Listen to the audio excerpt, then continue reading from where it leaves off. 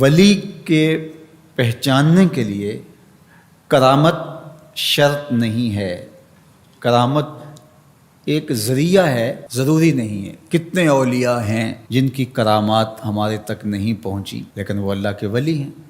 سب سے بڑے ولی اس امت کے صحابہ تھے، ان میں سے کتنے کی کرامات ہمارے پاس پہنچی ہیں لیکن ہم انہیں اللہ کا ولی مانتے ہیں۔ تو یہ کوئی شرط نہیں ہے، شرط ایمان اور تقوی ہے، اور باقی احادیث میں مختلف ان کی علامتیں بتائی گئی ہیں۔ الذین اذا رأوا ذکر اللہ، ایمان اور تقوی سے متصف بندگان خدا کی ایک علامت یہ ہے جب تم ان کی صحبت میں بیٹھو تمہیں خدا یاد آ جائے، اللہ کی یاد آنے لگے۔ تو کرامت معیار ولایت نہیں ہے اور شرط ولایت بھی نہیں ہے۔ تھوک کے حساب سے مارکیٹ میں بہت سارے لوگوں کی جعلی کرامات موجود ہیں، تو اولیاء کے لیے ہم عقیدت اور محبت کے جذبات رکھتے ہیں تو پھر مارکیٹ میں 2 نمبر بھی اس کا آئے گا۔ اور ہمیں پتہ ہے غذائی اجناس سے لے کر کے ادویات تک اور دیگر ضروریات زندگی تک کہ اصل کیا ہے اور نقل کیا ہے، تو ہمیں اس میں بھی غور و فکر کرنا چاہیے کہ اصل کیا ہے اور نقل کیا ہے، نہ یہ کہ ہم چند بدطینت لوگوں کی وجہ سے حقیقت کا انکار کر دیں۔ تو آج بھی کچھ لوگ ہیں جو کہتے ہیں جی چھوڑو، ہم نہیں مانتے کرامتوں شرامتوں کو، اس طرح کے لفظ بولتے ہیں، جبکہ کرامت کا من حیث الکرامت انکار کفر ہے۔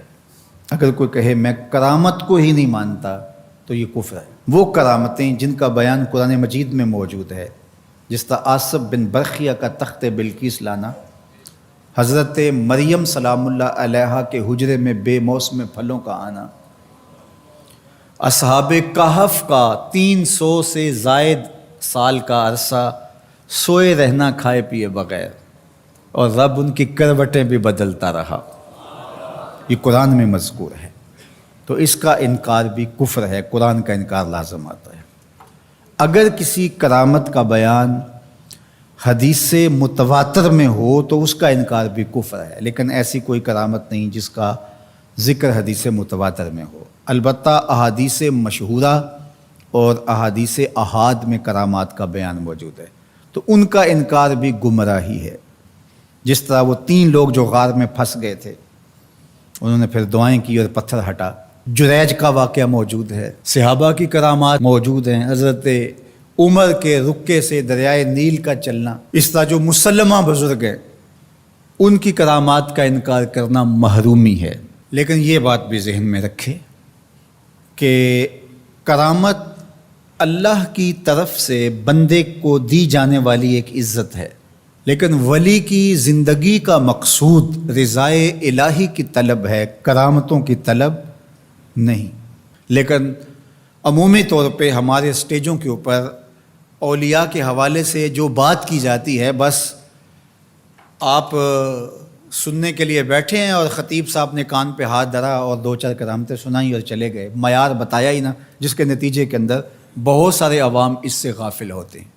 میں اللہ کا شکر ادا کرتا ہوں کہ ہم نے ہمیشہ اس بات کا التزام کیا ہے کہ لوگوں کے سامنے پوری تصویر رکھیں، کیونکہ مجھے اس بات کا احساس ہے کہ آپ لوگ کتنی محنت کر کے کہاں کہاں سے چل کے آتے ہیں، پورے پاکستان میں بلکہ پوری دنیا میں ہم جہاں گئے ہیں، ہمارے سامنے جو لوگ آ کے بیٹھتے ہیں زیادہ تر طبقہ باشعور لوگوں کا ہوتا ہے، تو پھر ہماری ذمہ داریاں اور زیادہ بڑھ جاتی ہیں کہ ہم جو ہے وہ ان کے سامنے وہ بات کریں جو بات کرنی چاہیے۔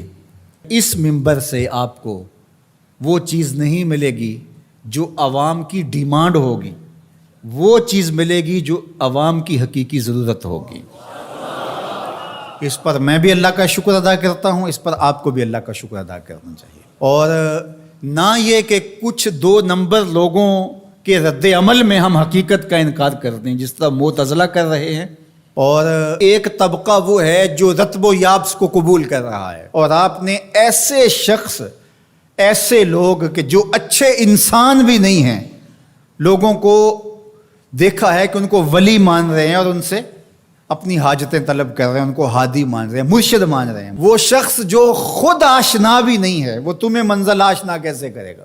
میں کتنے لوگوں کو جانتا ہوں جن کو فہم دین ہی میسر نہیں ہے. یہ میں ان لوگوں کی بات نہیں کر رہا جو منہ دراز ہیں اور بالکل ننگ دھڑنگ ہیں، ان کی بات نہیں کر رہا. جو بظاہر حلیے میں بھی ہیں ان کا فہم دینی ناقص ہے. کتنے ایسے علماء کو جانتا ہوں ان کی توحید کا تصور ناقص ہے. تو یہ بدبختی ہوتی ہے. اب وہ کیا کسی کی رہنمائی کریں گے؟ جو خود ڈوب رہا ہے وہ کسی کا ہاتھ کیسے پکڑے گا؟ لیکن عوام ظاہر ہے ان کے گرد آئے اور ان کا کاروبار چمک رہا ہے، اور کرامتیں ہیں کہ تھوک کے حساب سے بنتی ہیں، اور پھر اس کی مارکیٹنگ کرنے والے بھی ہوتے ہیں، اور پھر اسی بنیاد پر ہی جو ہے وہ ان کا سارا سلسلہ چلتا ہے. اللہ کے ولی یہ نہیں چاہتے کہ ہماری کرامات ظاہر ہوں اور لوگ ہماری طرف لپکیں ہماری کرامت کی وجہ سے. یہ نہیں ہے. الکرامات حیض الرجال. جس طرح عورتیں ایام میں مخصوصہ کو چھپاتی ہیں، اللہ کے ولی بھی چھپاتے ہیں. وہ نہیں چاہتے کہ ہم اس حوالے سے جو ہے وہ پہچانے جائیں. باقی دور موجود کے اندر کسی صالح متقی شخص کی کوئی ایسی بات سامنے آئے تو